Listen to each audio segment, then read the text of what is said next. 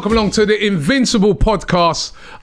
We got a very special show today because before we get into the full show, Dr. Andre from Oxford Natural was passing through the studio, and I thought we've got to get him on. You would have seen some of the videos that he's been on when he's explained to us a lot about different injuries, and we're going to focus a lot on injuries in today's show with the news about Kai Havertz being out. So first of all, we've got lead judges in the studio. We've also got Julian here, but we've chucked him out of the seat for a minute because we've got the one and only Dr. Andre in the studio. You know Dr. Andre's claim to, well, amongst all his other great achievements, you know one of the things he did, Lee? No, go on. Who he did a medical for? Go on. I did Mikel Arteta's signing medical when he came to Everton. First time he was in the country that way. Yeah. And was you working for Everton at the time? That's right. Yeah. So it was. I said before on the show. He was a real true pro. You know the pros when you see them in terms of motivation.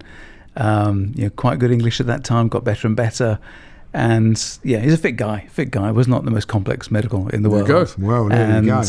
And I said, you should try management or something when you retire. I'm not never had any effect on him, but I mean, you never know. Another claim to fame for him: he's helped me to lose a load of weight.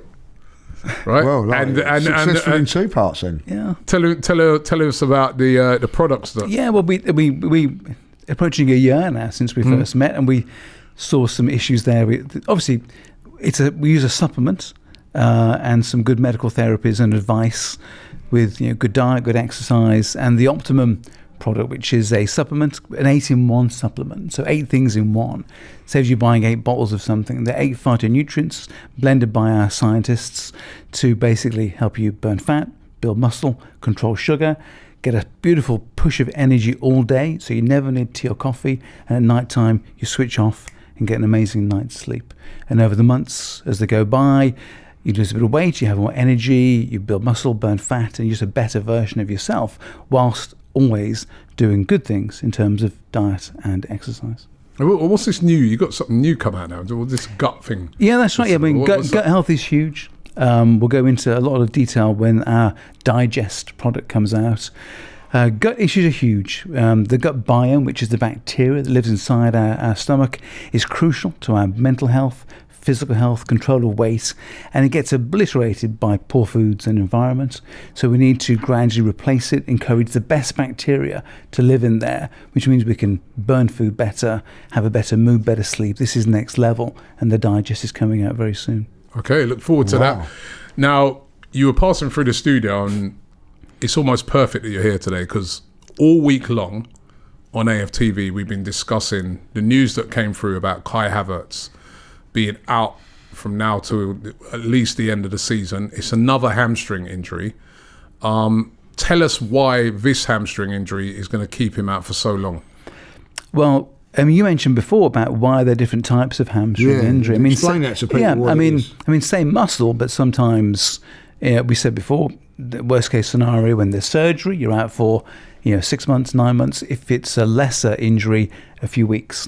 Now, it's a very complex muscle because it crosses 2 joints, your hip joint and your knee joint. So it starts in the pelvis and then winds up in the back of your lower leg. So it's complex. So it's not made of one muscle. It's made of 3 muscles which combine into each other to make the hamstring. So hamstring tear doesn't define really if it's the semimembranosus, tendinosis, or bicep femoris. So 3 things can go in the hamstring. In terms of severity, it depends if it's a grade 1 tear, which is a tiny little nick, a tiny separation of fibers, or grade 2, a bigger tear, like a genuine like a zip rip through it, or complete tears where we see surgery being necessary. So it depends on the grading of the injury, the location. Is it just in the body of the belly of the muscle? Is it where the muscle meets the tendon, or where the tendon meets the bone? That's crucial too. So whilst it's a broad heading hamstring strain, it covers all the different types of muscle tendon injuries. And of course, they're big muscles. So if it's in a particular vantage point that's weak and vulnerable, then you're out for longer. If it's maybe somewhere not quite so crucial, it's less. And we said once before that you can tear through. Imagine the fibers in the muscle being like sausages. Okay? Now, if you separate the sausages like so from each other, Okay, they can stick together easy. If you cut through the sausages, that's a much harder thing to heal. So some tears are sausage separation, easy, or sausage cutting, a bit more difficult, if that makes sense. So whereabouts is it in a bit like, not long, when I had a hamstring strain, it's right in the middle there. Yeah. So is that serious, or is it like more That's to the generally, knee, more to the? So it seems to be more there. Generally, middle is probably better. So that's where it happened with Saka, and that's happened where we've Havertz. Yeah, I mean, Saka's was a tear though, and Havertz is a tear. I mean, with the Havertz one, they're not. They haven't come out yet to say whether they're going to have to do surgery or not, but they may have to do surgery on it. So what I'm listening to is that's a serious one where that's torn away from the actual. So if you hip, have, right? well, if the more serious ones generally involve where the tendon of the hamstring gets into the bone. Okay, that's the end, the two ends, if you like, of the hamstring, because if that's pulled the bone away, then you can't rely on that gluing together properly. You have to get in and like nail it in there. Other tears, I mean, all hamstring strains are tears. Okay, strain and tear means the same thing. Okay, strain sounds kind, but there are grades of strain, but they're all tears. Okay, something has to tear to hurt. Okay, and to bleed and be painful. So all muscle strains are tears of just varying severity, and they can be pulled apart or tears straight through. They can be huge tears, small tears, tears down by where the tendon meets the muscle, or tears where the tendon is close to the bone. So there are broad area of injuries, and we're saying if they are not coming out saying straight away it's an op, then we're going to assume it is a decent tear of a decent size that will need some months to settle down. So let's talk a bit about the rehabilitation from that. So it's going to take months, is it? Yeah, and it's just months of just allowing it to grow back or to heal itself. Yeah, I mean, whenever there's a tear the ends have to find each other because things are torn, okay? And therefore it's slightly unstable. So what the body does is when there's a tear and there's a bleed, it activates scar tissue, and therefore scar tissue has to fill the tear to glue it together. The muscles won't necessarily just join back to each other. You get the scar tissue activated, and that forms the stable zone. You have a perfectly stable hamstring with scars all over it, but you want that to be a sensible tear, so you have to give that time. And the key is that while that's happening, you must maintain fitness of the joints and the muscles around that. So stretching, maintaining mobility, maintaining range of motion, so you don't decondition while you are rehabbing. We've seen this week some videos, well, not videos, more pictures, isn't it, come out of Saka back in the gym training. He had his surgery towards the end of December. And they sent pictures of, Arsenal put pictures out of him in the gym, like you said, stretching, doing some general. So is that just the early start of rehabilitation? Yeah, that's right. So because there's a lot of people have sort of seen that and assumed, oh, he's back. Well, we mentioned before on a previous show that the key to recovery is the three stages of movement, strength, and then function. Okay, so movement means just basically getting it moving again. Like if you don't move a joint for ages, it gets stiff. And you have to then regain mobility. You can't take a stiff joint and ask it to do normal function. So football's complicated, isn't it? It's side to side, it's back and forth, it's complex movements. If a joint isn't fully mobile, you'll wind up ripping and tearing other stuff if you haven't regained full mobility. So full mobility is the first thing. Once you're reaching full mobility, then you introduce strength training. Okay, because you need the strength to be protective and to form the explosive blast and reactions. So movement first, then you enter the realm of strength training, and it sounds like that's what you're saying he is there. And then the tough bit is the function, because that's complicated. There are the scar tissue we're talking about is new. Okay, it's brand new. It's never played football before. Okay, so it doesn't know what football is and all the stresses and angles that happen. So you have to reintroduce those stresses gradually to not disrupt the new scar that you've formed. And that's the key thing. An injury leads to a completely new situation with baby tissue that knows nothing about the game of football, and that needs to be gradually educated that these are the stresses, these are the strains, and the scar is adaptable.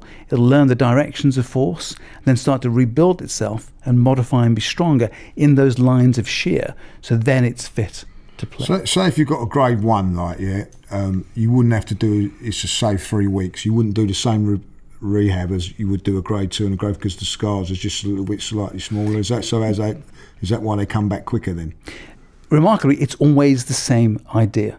Okay, if you've got full movement, then you can move on to the strength, and then you can do function afterwards. So it's a question of just to be how fast you go through that order, but the order is the same. A tiny tear doesn't give you much loss of movement, so you move on to strength training quite quickly. And where it's different from a normal person in the streets or a footballer, they will be having scans how long will they have a scan to see where they are every time? Like when I was playing back in the day, it was guesswork, you know what I mean? Like, it ain't hurting now, you can go on to the next stage. Yeah, but they've got scans so they know exactly what's going on. I think you probably overestimate the importance of scanning. Okay, whilst it's brilliant, it's just a photograph.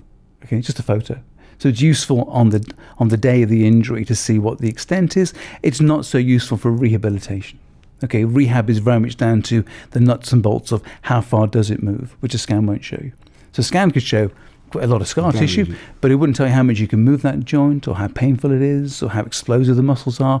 It's actually very limited what you can know from a scan. So generally, the scan is just, if things are not going right, you then scan. But things are going in the right order, you just need clinical assessment. And from really good, highly trained physios, that's enough to see through the rehab process. Wow. So interesting. Any chance Saka could be back earlier? I mean, listen, I'm asking you hypothetically because obviously it's not your patient and stuff like that. But he got injured. He had that surgery at the end of December, and like Lee said, there are some people speculating that he could be back early March. That would be just over 3 months. Mm. Do you think that's very optimistic to think that? I mean, if I was in the team room, in the boardroom, then I would not be saying that, okay? Because the chance of being incorrect is so high, you wind up just looking daft. So, I mean, the smart advice is, give it plenty of time, give it reasonable amount of time. If someone's back earlier, it's always just a gift, from the gods that he got back sooner. But it sounds like it's progressing well. There's been no setback. He's doing more. They're releasing video of him doing more and more. So they're probably happy with his progress. Who knows? Maybe sooner. But we just don't know. There's no way you can know. But you've said to me before that it's not good to risk bringing someone, because we're desperate to get him back, but it wouldn't be good to risk bringing him back early. Yeah, there's always a desperation. There's what you want, isn't there? But actually, what you don't want is to see him in the kit, returning, going down again. And then within 2 games, it's there again. That feeling is the worst feeling. It's even worse than when he did it, because when they go down the second time and they break down, then you just worry about his future in that. So really, just be thankful that he exists, that he's been treated well, and you let them have time to get back to his best. Which so if I had that hamstring injury and I'm your patient and I'm doing everything and I'm pushing myself, would you then turn around to me and go, just ease it down a little bit? I mean, that's what you want. Okay, you want a pro who's going to push rehab to the most aggressive stage. You don't want someone who's fearful of pain and doesn't put the effort in. So your attitude is golden. And it's not that complex a relationship, because we'll be with you every day, and then you learn the benefits of gradual progress. And it's just a blend of your good mentality and desire to get better, and us knowing when to maybe give you a bit less to do.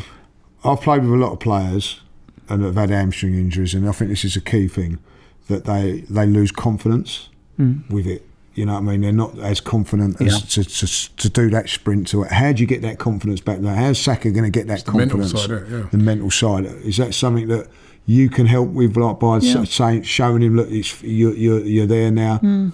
Or I think really when it comes to, I mean, there'll be lots of people in the medical field claiming they can make a big difference in that field of psychology and sports science, but so much of it comes down just to the individual, just believing.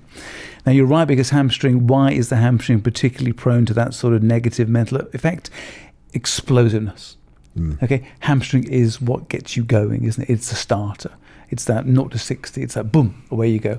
So you have to have so much faith in it to go, because the second you don't, you lose that half a second. You're not the same player, are you? Yeah, exactly. So it's a question maybe of using data and looking at what they've done, looking at their sprint times, looking at what they can shift in the gym weight wise, and just showing, look, it's there, it's as it was before.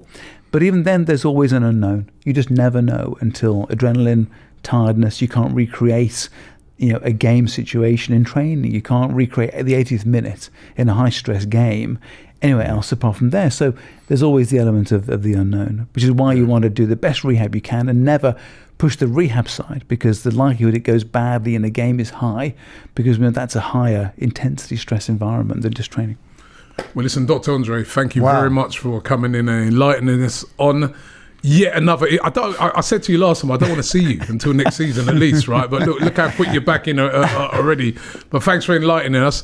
I can't believe this, but we're going to have to now do an exchange for you and Julian. Now, it just doesn't seem to match up, does it? No. You're somebody with so much great knowledge and all that, and now we're going to have to sub you out for Julian. I just can't believe we're going to do this. Like our front three at the moment is going to be like yeah, it is. But yeah, Dr. Andre, thank you very much. And once again, people, Oxford Natural, we're going to put the link in the description. Get hold of some of these products. They're great. And you've heard again from the man. Let's hope that Saka is back quick. We are back here, joined by the guys. We got Lee, we got Julian, and it's that trailer, that was funny. So you're giving people Valentine's advice now? Yeah, I'd like to. Yeah. Lee, you had a question for a minute. Yeah, I do have a question. I've got a bit of advice. Now that I've seen that you're an expert, I think Well, you knew I was an expert. Well, yeah. So it's listen. My girlfriend, she keeps coming round in all sexy underwear and everything. That just when the Arsenal games are starting, and then when it's finished, I say, well, she just says, no, you've had your opportunity, you've missed your chance, like Havertz. What can I do about this? It's really a dilemma. Every time the Arsenal are on, she wants me, but then as soon as it's finished, she don't want to know. Yeah, well, sometimes in life you have to make choices, don't you? Well, this is what I'm asking you for. Well, you've obviously made your choice, and I'd be making the same choice. Well, what is that choice? What can I do? Well, you choose to watch Arsenal. What else? But that ain't helping me with my dilemma, is it? You know what I mean? Yeah, love is suffering. You love life suffering, yeah, exactly. Yeah, but ultimately, how long have you been in love with Arsenal? Oh, since I was a teenager. Okay, and how long have you been in love with this particular girl, if you are in love? 25 years. 25 years. So your love for Arsenal's lasted longer. Yeah, as you. And which love will last the longest? If you had to take a bet. So what are you suggesting, that I dump her then? Not dump her, but ultimately you've got to make choices sometimes. And you can't have everything. Can we get Ty on? Well, Ty's on the actual video, so if you guys want to go and check it out and watch it. But I think you're getting an insight into the sort of... Absolutely rubbish, that's all we're getting. And with some of that advice, right, that they're going to be dishing out, I don't know coming to try and sue AFTV, right, when their girlfriend throws them out on the street, right, and oh, my days. But listen, we're here to talk football today, right?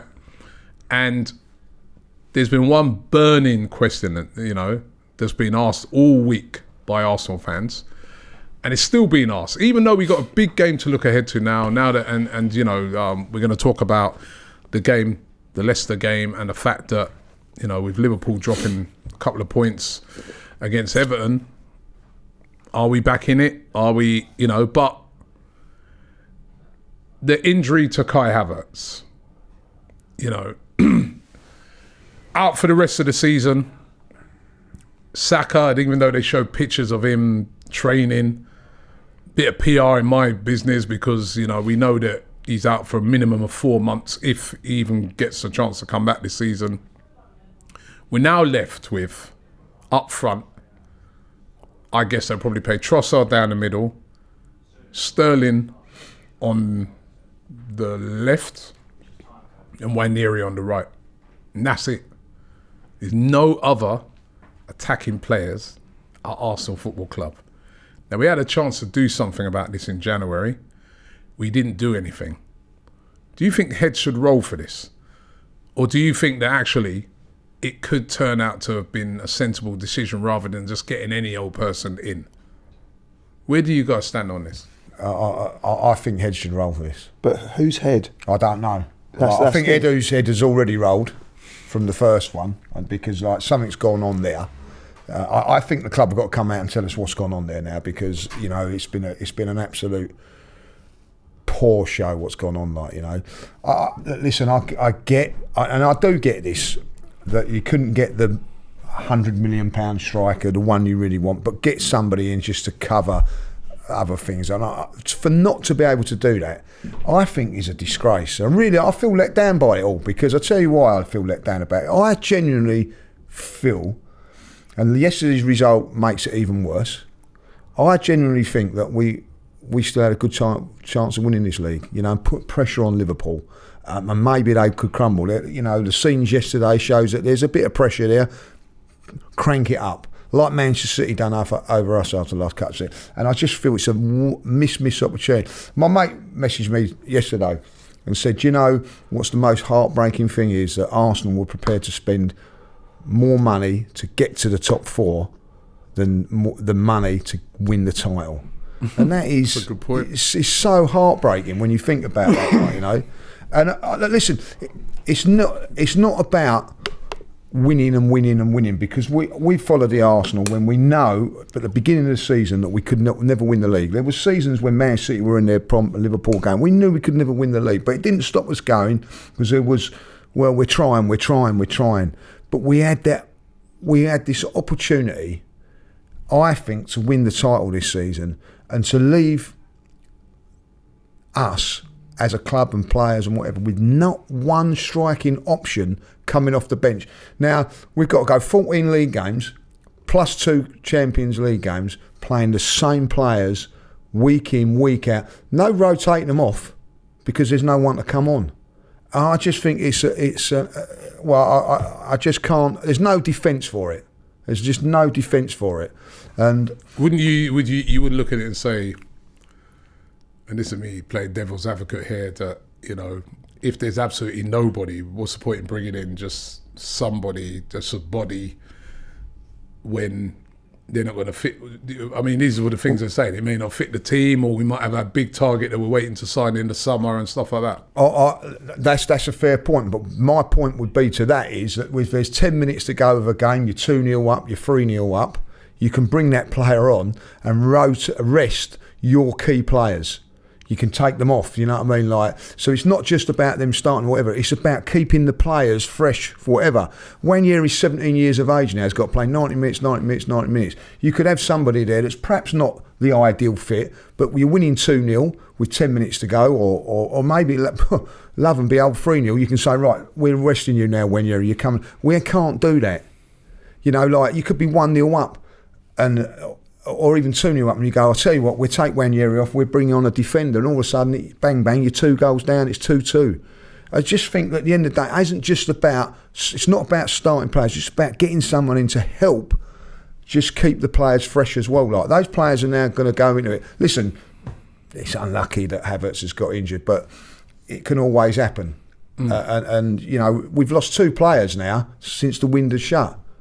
Martinelli, now, I fear for that, because he might have to be rushed back with a hamstring injury. Don't want to rush people back, but I just think it's just such a poor thing to do. Were you on it, Julian? Is it just bad luck? Because I guess those 2 players have gone down since the window's shut, so they would have thought that they'd have those 2 in reserve. They would have maybe looked at it and thought, well, Wanyeri's come through, we weren't expecting this, but he's really proven to be a force on that right-hand side, so maybe we don't need to bring someone in, and then they've got these 2 injuries. Yeah, I think the first question to answer is, should heads roll? And the answer for me is, the obvious one you'd think would be Arteta, because he's got to have an influence on it, but then with the structure of the club, it's not totally on him. And the way that they've done it, and the way a lot of Premiership clubs have done it, they have a guy, the job is to bring players in. Now, as you said, Edu's gone, and this Jason Airto, if I bumped into him in the street, I wouldn't know who he is. Would you know who he is? No, I don't want to know him. He's not been put at the forefront. Should his head roll? But I'm guessing not, because he doesn't have the authority to do it. He was just the assistant. So you've got to look above that. You know, the board, is it the board that sanctioned it, or not sanctioned it, or is the board just the mouthpiece of the owners? And the owners, their heads aren't going to roll, because ultimately they're the ones that own the club. They're not going to sack themselves. So to get onto your next question, was it unlucky? No, it wasn't unlucky, because it's obvious that, I'm not a doctor, but if you keep playing and playing and playing the same players, and we had this argument a number of times with Saka, is that you kept saying, play your best players every game. But ultimately, however much money you pay them, they're not robots. There is a physical toll. And were we unlucky? Slightly, because when you think about how did he actually get injured, he got injured on this warm weather training. I know that apparently they were being trained, it was quite hard training, that they were doing pressing training. But ultimately, you have to train like that, because that's how you play, and that's how Arsenal play. So I don't see it as unlucky. I see it as unfortunate, especially the timing, but I don't see it as unlucky. But then going back to the beginning of the season, did we leave ourselves completely short? I'm thinking we had 7 players for 3 positions at the beginning. And even going into the transfer window, I think, how many players were we down? Saka was obviously out. Well, the January transfer window. Saka was out, and then within the 2 weeks of Jesus. And Jesus was out. But I think the way that these things are done is that they're not that flexible when it comes into it, that these things need to be planned on way before the actual transfer window opens. The one thing that you can criticise, the summer one, is that we got rid of 4 attacking players, and we only brought in 1.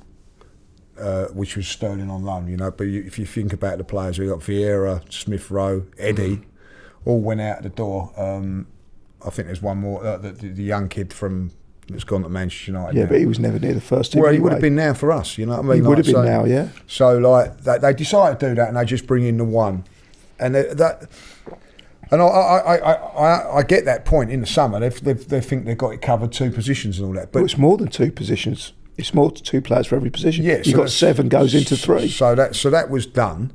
You know what I mean? But then you've lost players.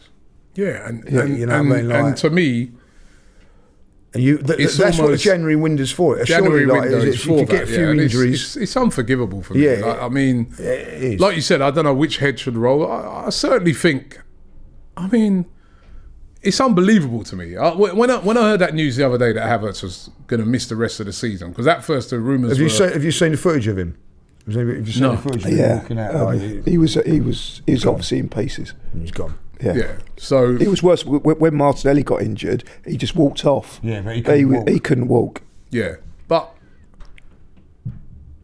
this is about preparation.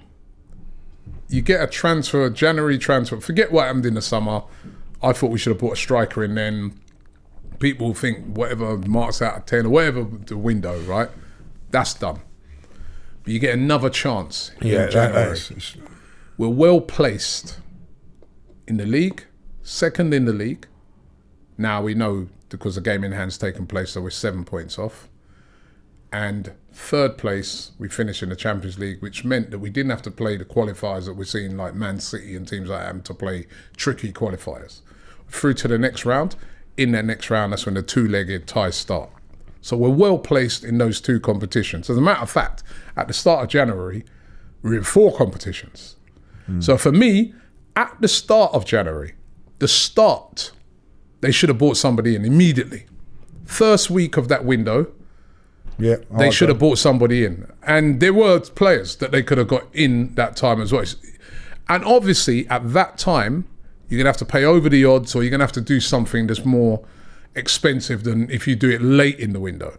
Because the dynamics of the January transfer window is a lot different this year to what it normally is. Because the availability of players is harder. I get that, because you've got teams are still in the Champions League. That's not normally the case. Yeah. You normally got the case that teams are out of the Champions League, out of the Europa League, and they may have a top player that they might just think, let's just cash in on him. And then that player might be thinking to himself, I want to play Champions League football. If I go and join Arsenal, blah, blah, blah. But this year it's different, because you've got a lot of teams, barely any teams were knocked out. Very few were knocked It's a out. great point. Yeah. And then a lot of the other teams are like, well, no, I ain't selling Victor Gyökeres because, I've got a two-legged tie coming up in February. And if we get through in that, the amount of money we'll make, there's no point in me selling Gyökeres or sending this player on loan or whatever. And that goes for teams in the Europa League as well. So that made this window more difficult. But you knew that, Arsenal, going into this season. When you're planning ahead, you should know that January, if you're going to need to get someone, it's going to be expensive. So we're going to need to put some reserves in place.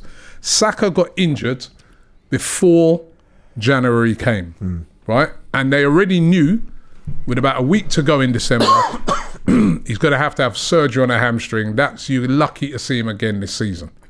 So already you're one player down. Your best player as well. Your best player.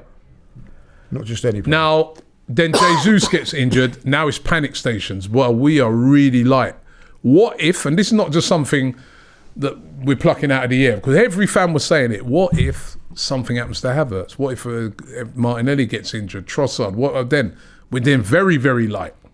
Luckily for us, Ranieri came in, started playing at right position, started looking really, really good. But remember, even he was injured at the start of the window. Yeah, got injured at Brentford. Was it Brentford? We didn't bring nobody in early, so we threw away 2 competitions in my books. We went into, we went to play that game against Newcastle, the first leg. We were light in that game. When we went to play the FA Cup game against United, I'm still light. We've not really got no strikers. We're having to flog up players who've just had a really difficult Christmas period, right, of loads of games. But then even that passes, and we still got a couple of weeks to buy players in, and we bring in nobody. Spurs, who get slated off by their fans, Levy out, this, that. Even they bought players. Matthias Tell, who, by the way, scored in his second game. He didn't do much else in the game. But he scored. He scored in the game against Villa. It's his second game. They bought in, goal. They needed, they were in problems. The goalkeepers out, they bought a goalkeeper in. They bought in a centre-back. We did bring in nobody out. It's an emergency. I was saying this during the window. It's an emergency. We need a forward player. We need somebody in there, right? There were players available. Players like Randall Kolo Muani, who's gone to Juventus. A loan. No fee. No obligation to buy. A loan. Since that guy's gone to Juventus, he scored, I think, 3 goals in the 4 or 5 games he's played, right? Vital goals in the league. He started in the Champions League first leg game, which they won 2-1. He started up front ahead of Lajovic. That's how well he's playing, right? He was available before he went to PSG. They paid big money for him from Eintracht Frankfurt, and it hasn't quite worked out. Obviously, they've got loads of top players there. He was available, right? We didn't get him. That Matthias Tell's a player. Asensio, we're seeing at Villa now. He was available. Transfer, not even, no obligation, nothing. He's available. There were players available. Rashford. Yeah. Rashford. No, but we couldn't take Rashford. Rashford, we would have had to either pay for Neto or whatever. But forget Rashford. I've named some other players that are available, and there are others that have gone to other clubs. And then you then add on to the top of that the fact that we got players like Fabio Vieira on loan who we could have brought back off of that loan. We didn't do that either. And then now, within a week of that window closing and them saying, there's nothing we could see, no solutions and stuff like that. Now 2 players are out, and now we're going into that Leicester game with our attacking options, 3 players only. Arsenal Football Club, only 3. Sterling, Ranieri, Trossard. I think is an absolute disgrace. And I do feel, like you said, Lee, somebody needs to come out and tell us what has gone on. Tell the truth of what's happened and why. First of all, why did we get rid of Edu mid-season? He could have went in. But he resigned. No, but he could have went in the summer. Yeah, but he could have went in the summer. He was gardening. Why has he resigned? Did he because decided he got to? A better job. He decided to stay on. Has he resigned, or is that? Is he resigned, or has he been pushed? He was. From what we understand, he resigned. He's on gardening leave because ultimately he's going to work for a competitor. So you've got a conflict of interest. If you carry on working in that position, you're conflicting. All right. So when did he resign again? It was around October, I think. So why have we not got a replacement in for him? Well, why? Why has nobody come in to replace him? Why are we relying on guys that are really their lawyers and things like that? That's a So how specific. long's he got to go on gardening leave for then? Till the end of the season, till the end of his contract. But that job, there's a specific Notice job, you know. period. It That is job, specific. that job is a very important job because it's like back in the day where David Dean would pick the phone up and his contact book would be endless. And he could pick it up to any club and say, it's David Dean on the phone here, blah, blah, blah. And then they'll be, oh, Dave. Yeah. And they can be talking about players and stuff like that. You need someone with experience, not somebody who's a lawyer or who hasn't got the gravitas to make those calls and make those, you know what I mean? And you can't say he's strictly going to be an Arteta job. They'll come to him, but they'd be the ones behind the scenes doing that because he's got games to prepare for. Loads of them, by the way, in January that we had. So what has been going on at this a football club of our size to leave ourselves in this position? And then with the Ollie Watkins bid, oh, it's too much money. We're desperate. We are desperate. You know what I mean? It's not a matter of, oh, we don't want to come across as desperate. No, we are desperate. We got nobody. And now we got to go for the rest of the season. And that's what we've got. What if we get... We've seen some of the games this week. Yeah, a Real Madrid game during the week. Suppose we come out against Real Madrid. How do you think that's going to go with what we've got left? Can you realistically say that we're going to win the league? Look at Liverpool last night, even though it was a draw. But look at the options that they've got across the attacking line. Yeah, but why have these guys waved the white flag on our season? Why have they put finance, and I know you're a business guy, right? But why have these guys put finance over glory, right? Because there were things I could understand it if we like mid-table, or we ain't really going for nothing. It's all right, let's keep our powder dry. Yeah, we're not going to win this, we're not going to win that. Or maybe that's how they are thinking. Maybe they're thinking we can't win the league, can't win the Champions League, we just keep our powder dry till the summer. Then in the summer, the next phase. No, you're in a phase now. It's an absolute disgrace. I'll tell you, and I can understand the anger of the fans. And we're the mugs who are going to turn up there at Leicester, wake up out of their bed early on Saturday, travel all the way up there to watch the game. And we're the mugs who are going to have to see Leicester with a better attack than us. They'll probably win Arsenal. Yeah, but so we won't be mugs. We'll be privileged to be there. Listen, we're the mugs, right, that are still paying our money, right, to go now when these men are saying, oh, we can't spend that, powder dry. Yeah, but we're going up there now, Julian, with what I would say more of hope, praying. I've gone to Arsenal over the last couple of seasons thinking, like, Leicester away, right, that's a win. Like, but wherever we've gone, I've been very, very confident. But now, I ain't confident in any game because we haven't got that attack. Who comes on if it ain't working at Leicester?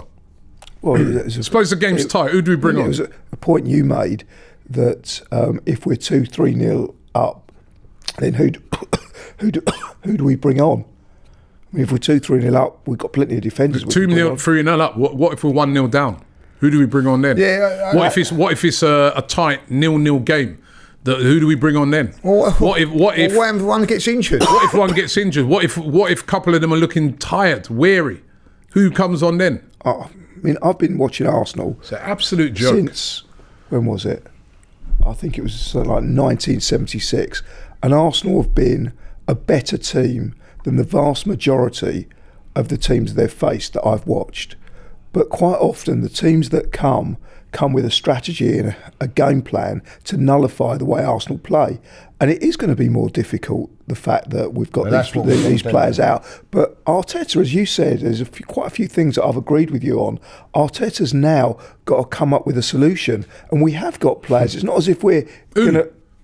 all right, well, I think he's got to change the system. Yeah, it's not a case that we're going to turn out with 10 men and no one on the bench. We're still going to have players that are capable of playing football, but we're going to have to mix it around. We're going to have to change the strategy, and we are going to have a little bit of luck. And it's not going to be easy. Luck. So that's what I'm saying. But now. Luck is. So we're relying on luck. But luck is part of football. No, but that's not how you prepare for things, right? Not how you prepare. For me, if I want to win something, in a very professional way. Like in any sport, if you're an athlete, you want to win something. If you're going for the 100 meters final, you train. You get in the best nutritionist. You get in the best this, the best that. You go for warm weather training over in America. You get all the best expertise. If you're in If you're playing tennis, you get the best coaches. You get the same in boxing. You prepare. You do all the running. You do all the thing like that, right? These men ain't prepared. Now they're relying on luck. And you do all that, but if you take... No, but we haven't done all that. And if you take the attitude that I've heard of, the majority of commentary I've heard since this happened, you've mentioned let's wave the white flag. I didn't say let's wave the white flag. I said I'm not going to wave the white flag. I'm going to go there, and I'm going to go there with hope and belief that the team can do something. That's not the way that you're talking. No, but what I'm saying is it's all done. The owners and the people who made those decisions not to bring in a player waved the white flag on our season, right? Because what you just said, they're relying on luck. That is, but we're always relying on luck. We need more luck now. You don't win titles relying on luck. No, you win titles with good players. You win titles with good forwards as well. But every team, obviously there's an element of luck in it, but you don't rely on luck. You don't have to. You're not. But now we're relying. You just said it. We're relying on luck. Luck's going to play a big part of it going forward. Luck always was. And we're up against it. I'm not going to sit here and say that we're going to win the league. I don't think we are going to win the league. But one thing I do know is if the players and the management and the ownership now believe, like the vast majority of the fans, that they've waved the white flag, then there's no chance of winning the league. No, the owners need to get a strong message from the fans, right, that we're very angry with what they've done. I think they already know that. To me, they've shown a lack of ambition, right? To rely on luck from now till the end of the season is not good enough. Not good enough for a club of the size of Arsenal. No other club with ambitions of winning things would be when you've got. Listen, if what happened in, and there was no transfer window. February, just put it down and say, boy, you know what? 100%. Terrible luck, man. What can we do? But they had an opportunity. They did. As a matter of fact, it's nearly 5 weeks because the window didn't even shut on the 31st of January. It shut it just after the 3rd of February. What's the heartbreaking thing about it is that they're not learning their lessons. 2 years ago, right, we lost Saliba and Tomiyasu, but there was nothing we could do about it because it was out of the transfer window and we had to suffer what happened and all that. Holding and then Kivior came in eventually.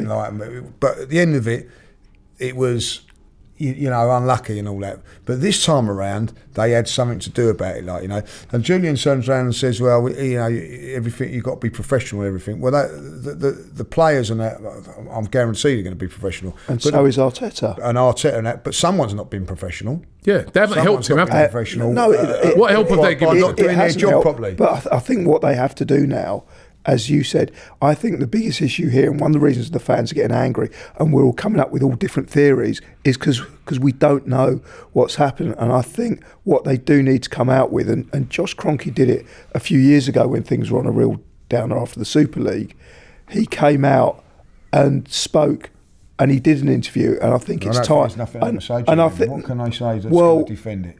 I'd be open to hearing what he's got to say, and I think we'd want. What would you satisfy you to say? Like, I don't know if anything's going to satisfy. But I don't want to hear from them. There's nothing to say. But what I want to hear from them. I do want to hear from them. But what are they going to say? Well, there's always two sides to a story. If the owners come out and say there was money there for Arteta to sign, right? To go, but Mikel didn't choose to do it.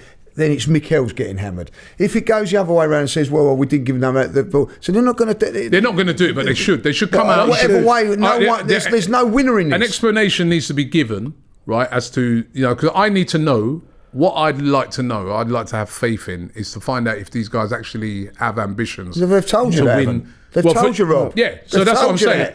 So that's what I'm saying, right? For what I've seen, the eye test shows me they've got no ambition. But exactly. That's wwhy I feel let down by it all. Right, because but if they think it's something different, then come out and tell us what it is. Because the eye test tells me that these man, they prioritise absolutely finance above everything. Well, here's something that they could come out with. If he comes out and he says, the reason we didn't buy anyone is because we've got a specific target in the summer that we know we can get, and it's going to cost this much money, and in order for us to do that deal, which is in the long-term interests of Arsenal Football Club, we made the decision and the judgment that we wanted to do that. Yes, we didn't know that, and if they come out with that... Why don't you get a loan in then?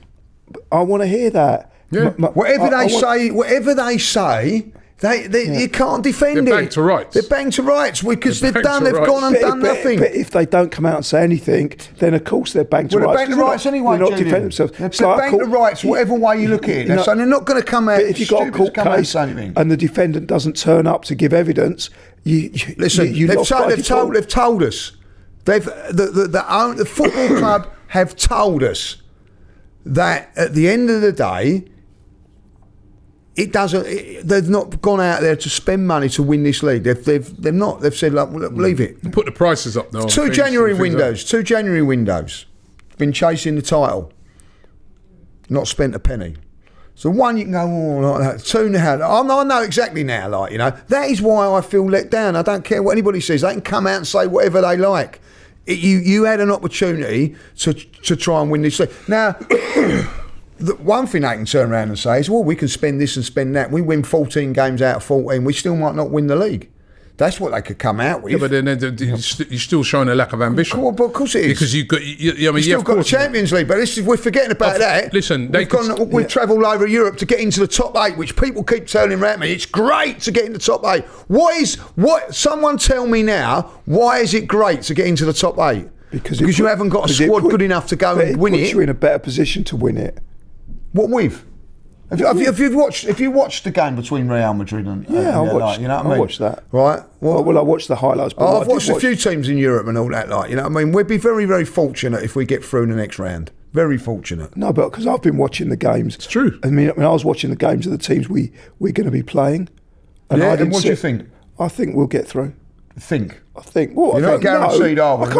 Nothing's guaranteed. Listen, there's no guarantee, like you said, right? Even if we went out in the transfer window, the January transfer window, got Alexander Isak and you ain't going to get him. I ain't going to get him. No. Don't mention saying you can't get him. Lee, I'm making a point here, right?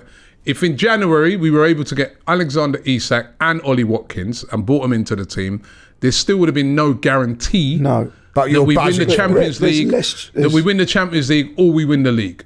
But what you're doing, you're giving yourself the best possible chance. Yes, to that's a great point. Whereas what we've done now, we're just relying on luck. Oh, well, we keep our powder dry. What about now? What about the season? There's still things to be won. But there's two ambitious people set their targets high and say to themselves, yo, you know what? All right, we've got an outside chance, man, but let's go for this, man. You never know. Because seriously, honestly, like an outside chance. We ain't winning the Champions League. No, but we are not winning the Champions League with that front three. I know that, Lee, but I'm saying... So why is it great to be in the top 8? No, so I'm saying the outside chance was when you, in January now. Yeah, I get that. You say to yourself... got an outside chance. No, but now we've got an outside chance. No, it's just luck now. But we had something to... We could have... It's always luck. It's a we could have moved the odds back higher by going and getting in some players that could help us in this period. This is the period. This is the business end of the... You know we ain't going to win, Julian. The business end of the season, Julian. This is what they call it. The business end, right? When every game is a lot on it. You can't afford a draw. We're weaker now. Now we're weaker. We're weaker now than what we was in that top 8 thing. These are supposed to be intelligent people, smart people, that set things up meticulously, and they're smart and they're forward thinking business people, and you can't see that getting nobody, this is before the injuries, getting nobody is lowering our chances of winning everything. Of course I can see that ambition, in this season. But what would pacify me if they came out and they said that the reason we did that, yes, we have sacrificed. Our chances of winning something this season for the long-term success of this football club. That would pacify me. There's no success next season. And then at some point, like it was with Wenger with me, I'm going to snap, but I'm not at the point. No, I get that. I'm not at the point. I'm not at the point of snapping yet. And the other side of it is the doom and gloom. I still look at the league table, and we're second. I still look in the Champions League. What do you mean the doom and gloom? You understand it? I can understand it. You understand why people are doom and gloom. But what I see now is a polarisation, and it doesn't seem to be balanced in any way. It seems that one player, look, we have got less chance, but it seems like the whole world's come to an end. The whole world hasn't come to an end for Arsenal. What's happened is that we have less chance this season of winning something. We're in this season, you know what I mean? I'm dealing with what's in front of me right now, right? And I am as well. Right? I'm dealing with now, right? We're set in good positions in 2 competitions, right? And we have just thrown away an opportunity to give ourselves a chance to win these things. But I'm telling you, and that is why I'm in the doom and gloom camp. Because we've been here before, because they put us in that doom and gloom camp. We have been here before, and I know what you're saying, and I'm going to be here longer than this season. So are you, and so are you. So when it comes to 2004, and we won the league, right, and someone turned around to you and said, by the way, you're going to wait another 21 years to win the league again. You would have gone, no way is that happening. No. Because of what we got. But it's still gone. So, I'm not saying that now. But now you're saying that, we're waiting for next year. That next year may never come, as we know for 20 years. You know, I've got a question for you, Julian. Yeah? Go on. Do you think the owners, right, have as much ambition to win the league as you? No. They've got more ambition to win to get top 4. They've got more ambition to get top 4. Because they proved it. It's a different dynamic. I don't expect the owners to be like me, like you, like Lee, because they haven't grown up with this. The game is changed. Every single club in the Premier League now is not owned by fans. That's not how it. That's not the reality. Man City more ambitious. The Man City ownership is a completely different dynamic. But the reason they put the money, they changed the dynamic. They got more ambition. They didn't. The Man City owners grew up in Abu Dhabi, right? But they want to win. They're not interested in just coming fourth and things like that. They want to win. They want to win things, and they may or may not have, we'll find out very soon, been doing it in the right way. But whether they do it in listen, this is not a question. You've got to win in the right way. This is not just a question of the right way. It's that burning thing inside you that says, I want to win. As you got one set of person like that who's got loads of money, it's like, I want to win. Within the rules. And then because it's still a sport. Do you know what's within the rules? But within the rules. Let me just make a point there. I want to win. Within the rules, but I want to win. Then you got another person that's like, a club in London's just a business. So what the priority is, we've got to get into the Champions League, right? Because that generates and turns me over money. And then if we can win something, fair enough. When you compare those, when you got 2 people like that going head to head, that person, the winner, is going to prevail. And the biggest worry for me, right, is not about what you think, what I think, what anybody, the fans think. It's what the players think. Our big players think at this moment in time. Because they want to win. Because that's why they're playing it. And they've got a choice to go and win somewhere else if they want to. Now, when you've got your best player and your most expensive player turning around in the window, in Declan Rice turning around, we need help.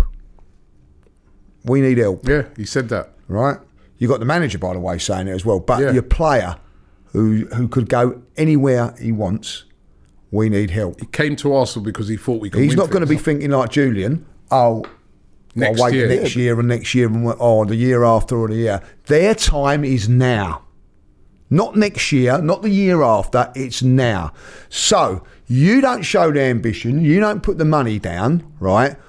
That player isn't going to be like Julian, who loves the game and loves Arsenal and all that like. He's going to turn around and go, do you know what? I've come here, I've invested in it, you've told me what to do and all that like. You've not quite sold me the dream. I'm off. I want to honestly. And then all of a sudden, we're back to where we were. Yeah, that is the problem. And I think that's an excellent point.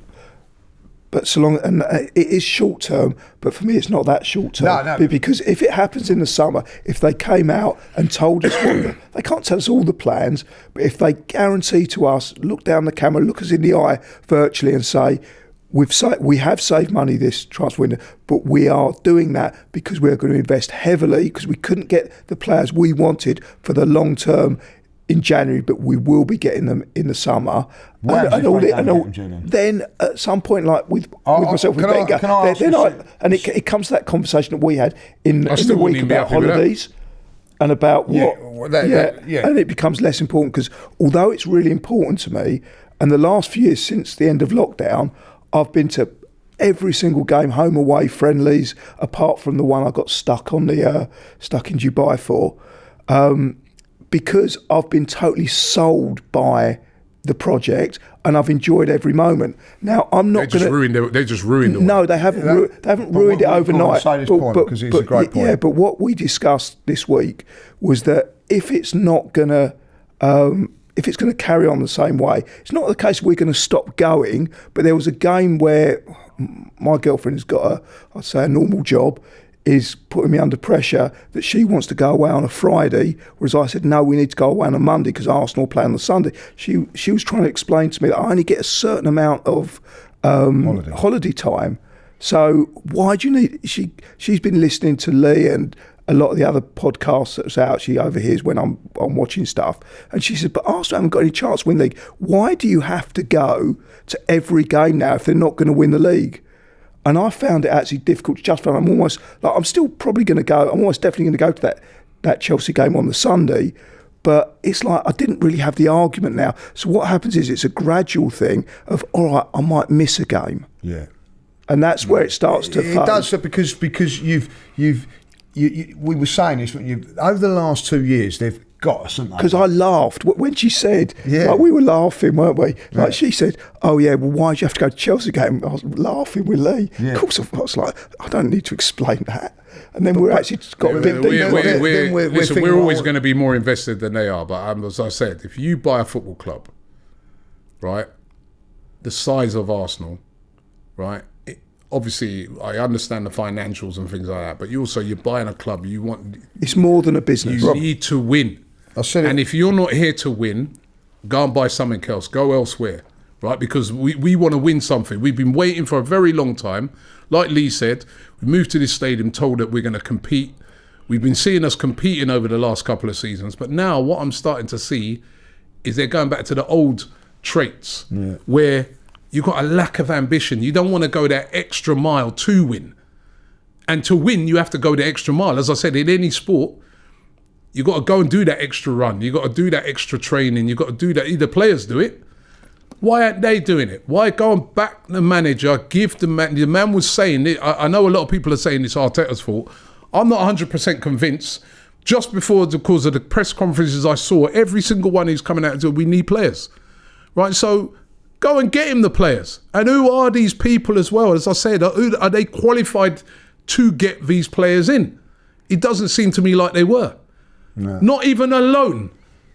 Whereas you've got a guy, that guy at Villa, Monchi, who's a well-respected guy, sporting director in the game, who's done wonders at Sevilla and various other clubs, who's an expert in getting transfer deals done and everything like that, who was able to bring in Rashford, Asensio, negotiate the deal for John Duran, keep hold of Ollie Watkins. Three attackers in. Yeah, we did absolutely nothing in that transfer window. And if you judge them on the last two transfer windows, especially January, you'd only have to negative things and you can't defend it. But I'm going back a little further, and what I've seen in the last few years is mostly positive.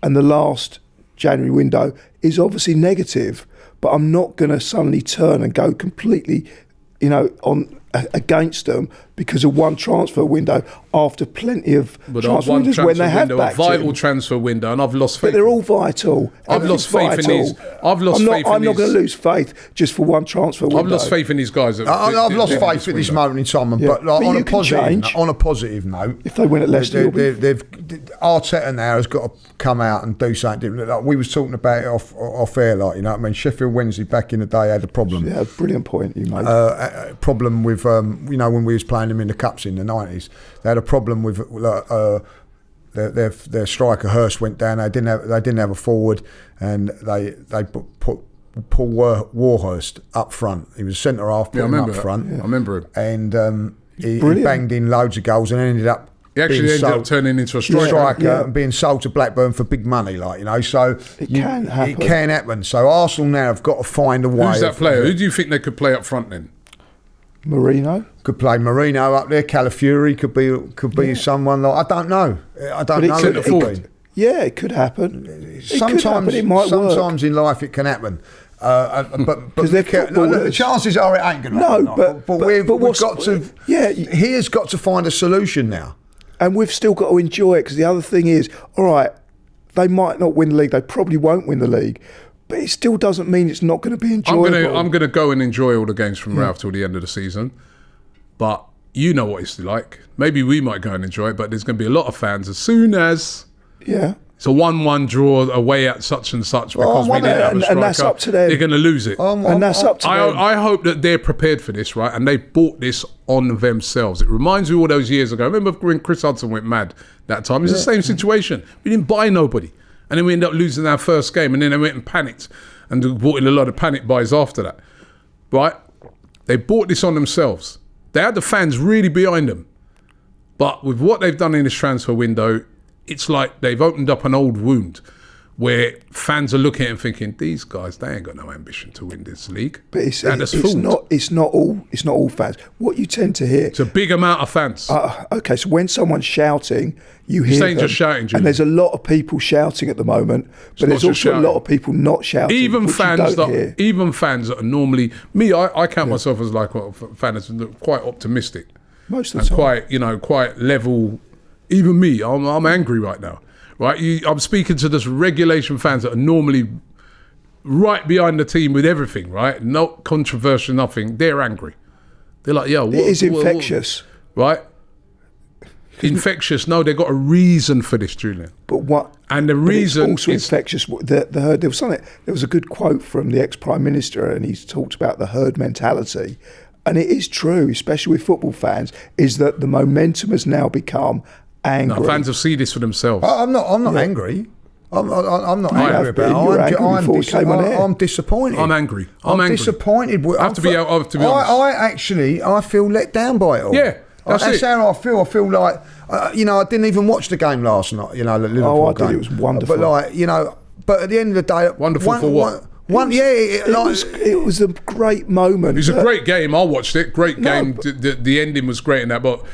Imagine now if only. That was what I'm saying. If only. It hasn't happened yet. It could be that they lose, that we win the league by 1 point. Luck. And that was, luck will come we into win it. this league, right? They need to put a statue. I said it the other day. They need to put a statue of Arteta up. Yeah.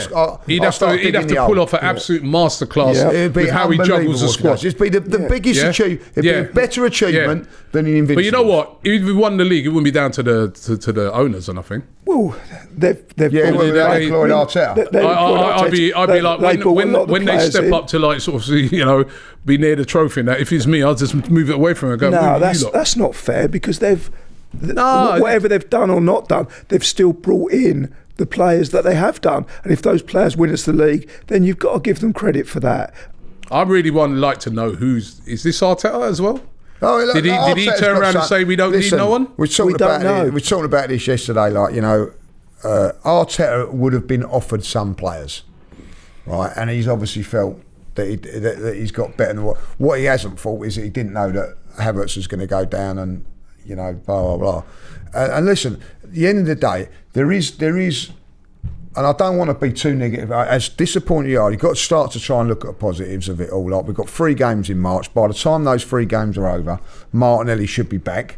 He'll probably go up top. Yeah. And he could be the revelation up there. We've all wanted him up front, by the way. By the way, all these, right, out of all these guys, right, that we got left here, right, we've been complaining about them all season, apart from 1 year about all down not firing. All of them. Sterling... Trossard, up your trot, right? Yeah. Martinelli, when he comes back, none of them been firing. That's the other thing. Yeah. None of them have been firing. So it could be the Marino fires. Even if they were all fit, we still needed somebody. Yeah, we did. Listen, man, I've had it. No one can defend it. No one can defend it. But what you've got to do now is, you've got to go. Well, we've got no choice. We've got no choice. It could be that we're not going to win the league. We'll be in a top 4 battle. And I don't want to be in a top 4 battle. We'd rather be fighting for the league. But probably the second best game, at least one of the best games or best experiences I've had as an Arsenal fan, is when we got top 4 in the last game of the season. Julian, do me a favour, man. Against Wigan. That was a wonderful... Are you having a laugh? No, I really enjoyed it. He's forgot about his memory's going, isn't it? Like, you know what I mean? It's not about that. You It's about see, they've winning got things. you now. Look, see, he's But it's still, you can get got you. So enjoyment. that was better. That You're was happy better in than top winning 4. the FA Cup. That That day was at better than when Highbury, Ramsey scored that winner against Chelsea. for me, because it was the last game at Highbury, Spurs had got the shits. It was a great day. This is the trouble. Yeah, I this is loved it. fans. It's not a winning mentality, is it? No. But they won that game. It's not a winning and mentality. Spurs yeah? lost. We won that game with no chance of winning the league all season. No, but it Sound was like a still a Tottenham wonderful day. Were you there? It was just amazing. It's not. It was an amazing day. I remember being at Newcastle winning 1-0. It was great when you look. But this club turned around to me 2 years ago and said, "You know what? We're gonna win the league. We're gonna compete." And Be excited. They've took me there. They have took And me we're there. still there. We're still and second. we're not. We're not now. You second. just turn around and say, "No, we're Well, top no, 4 but it race could- is great." It could be. It You can ain't, still get Julian. A top enjoyment. 4 race. What is it great for? Who is the top 4 race great for? I think it was still exciting because I the way can't that believe you're top 4. it's Seriously, though, right, you know what I I've mean? been seriously excited over the years. You have had better trips in the Europa League than the Champions League. You've even admitted that. Yeah, So but like, that's there you from go. Now, Julian, you seriously sitting there saying you'd be happy with the top 4 race? I'd be far happier with the top 4 race than be mid-table obscurity. But of course I want to win the Jesus league. Christ, man. But I still can get enjoyment from it. Doesn't mean that I'm going to dismiss it. I'm not going to go, I've had enough, out with the manager, out with the players, out with the ownership. I'm surprised at you because as a guy who runs Spends a lot of money multiple, watching. and a guy who runs multiple businesses and that, you're happy with the lack of ambition as well. It's not, I'm happier with winning the league, of course. That would be the best thing. But if we're not going to win the league, I want to see us secure top 4. I want to see us win the Champions League. And we have got less chance, but I'm not going to dismiss it for the next few months. And yes, Listen, this season is the most important now. We're being realistic, right? That, as you And I'm said, being realistic. we've all said, the only way we're going to win those is luck. And when I saw, as Luck I said, comes into saw that everything. Real Madrid team the other day. We ain't winning the, watched with luck Bayern or Munich whatever. We're last not night winning and the all that. Champions I'm League. like, yeah, it's luck. Liverpool, all those teams would come up over 2 legs. We're not favourites to win those games. That's going to require us luck. But we are favourites to beat Leicester, I still think. Well, yeah, listen, the Leicester game, I mean, I still think we're favourites to beat West Ham at home, the game after. Nottingham Forest away. Nottingham Forest away. I think it'd be a very close game. I couldn't call that one at the moment. Well, they've got. But it'd be interesting to see how Arsenal They've got play. better attacking options than us. But listen, I think at the end of the day, this is where Mikel's got to come in. On I expect us to play completely different. We've got to be a counter-attacking team now. Defend. Maybe get a corner, free kick. counter-attacking team when you need to win games. That's the difference Still, as well. That's that the still difference. can work. games like That's that. the Just because difference. you're not a possession-based team anymore. Yeah, but We've Lee, seen it that's don't the always difference. work A lot of times when possession-based. you play counter-attacking style, right, you end up drawing a lot of games. It's down to them now. Like, I mean, listen. I ain't gonna be getting up on Saturday morning, jumping out of my bed, doing a skip and a dance because we're going to Leicester. I'll be fearful of it. You know what I mean? But you'll still be jumping out of bed because you're excited to go. I'm not excited to go at this moment in time. I'm not excited to go because I feel let down at this moment in time. Listen, you go there on Saturday, and the manager and the team and show us a different style and a thing of winning. I can get energised again. But they need to energise me now, because I feel absolutely let down. That doesn't mean to say that this team cannot do that and turn it around. They might, all of a sudden, we might see Marino up front. He bangs an hat-trick. I don't know. He could be our Paul Warhurst. He could be our Paul Warhurst. Exactly that. He could. He could be. But this is the chance for him to show it, potentially. Listen, all these things could. I need. We need something. Yeah, we do need something. But then you. I'm not feeling. For the first time this season, they've really annoyed me with this. Like, it's not the players. Not the players, by the way. The players, they've been giving their all season, right? But that decision not to bring in anybody in January, which we all said at the time, before these extra 2 injuries, was absolutely crazy. has already come back to haunt us within the space of 2 games. Now, I'm right behind the team. Let's hope we can go to Leicester, get a win. I do actually think we'll go to Leicester and win. I'm going to go 2-1. What do you guys think? Well, listen, I'm going to say one thing about that. I haven't thought Arsenal were going to win the league for a very long for most of this season. I didn't think it was good enough. But the performance at Wolves made me change my mind, because I thought, wow, the players showed me something that day, and the players have got to do it again. I think where you going? I'm going to go. We're still good defensively. We'll be fresh because of what's happened and all that. 1-0. I think we're. I'm going 1-0. Hopefully Marino from a set piece. Yeah. Ben White coming back, so free kicks should be a little bit better. Let's hope. Let's hope for a victory. Listen, it's about just getting some victories now and just trying to get everybody back feeling good, right, after this week, because a lot of people have been feeling down after the Havertz injury. Get well soon. Going out to Havertz as well. You know what I mean? It's a shame that he's going to be out for the rest of the season. But listen, let's hope that Arsenal can put up a fight in these competitions, and let's see where it takes us. But it could have been so much better if we would have strengthened the squad in January. That's my opinion. Listen, Lee, thank you very much. I enjoyed it. Julian, thank you very much. And we'll be back next week with another Invincible podcast. Let's go and get that win at Leicester. The Invincible podcast. Myself, Robbie, and Lee Judges come together once a week to discuss all things Arsenal. Straight talking, considered discussion, brought to you by the fans of the only club in Football League history to go invincible.